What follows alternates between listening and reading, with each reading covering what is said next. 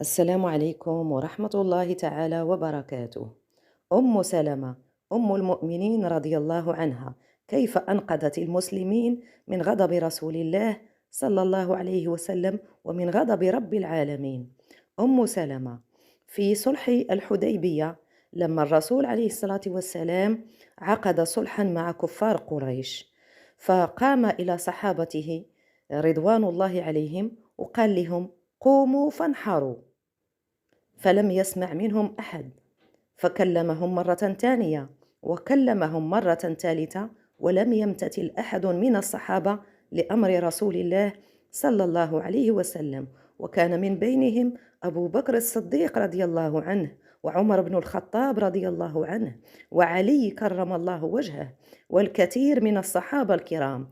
يعني هاد الناس كانوا يحبون رسول الله أكثر من أنفسهم، ومع ذلك في هذه المرة ولأول مرة سيرفضون الامتثال لأمر رسول الله صلى الله عليه وسلم.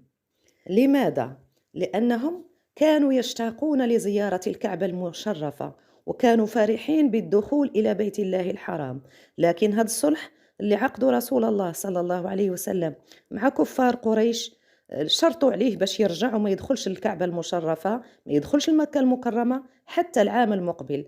فرسول الله صلى الله عليه وسلم شاف بأن هذا الأمر أمر مهم وفي مصلحة المسلمين فيما بعد. يعني الرسول عليه الصلاة والسلام فضل المصلحة العامة للإسلام وللمسلمين على المصلحة المؤقتة بأن يدخلوا إلى بيت الله الحرام ويقوموا بالعمرة، كما وعدهم صلى الله عليه وسلم. هو وعد المسلمين بأنهم سيعتمروا، ولكن ما حددش لهم السنة.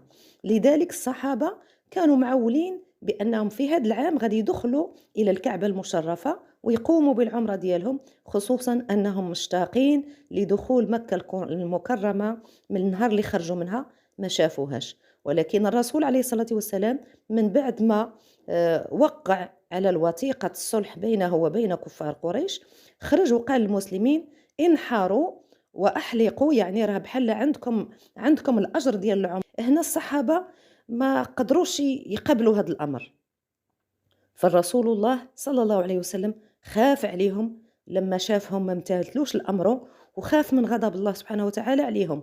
فدخل عند أم سلمة أم المؤمنين رضي الله عنها وشكى عليها.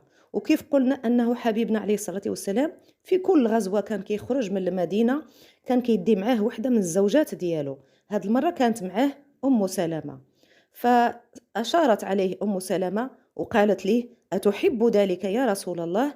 قال لها: نعم. فأشارت عليه رضي الله عنها وقالت له: اخرج ولا تكلم أحدا، وانحر هديك وأحلق رأسك.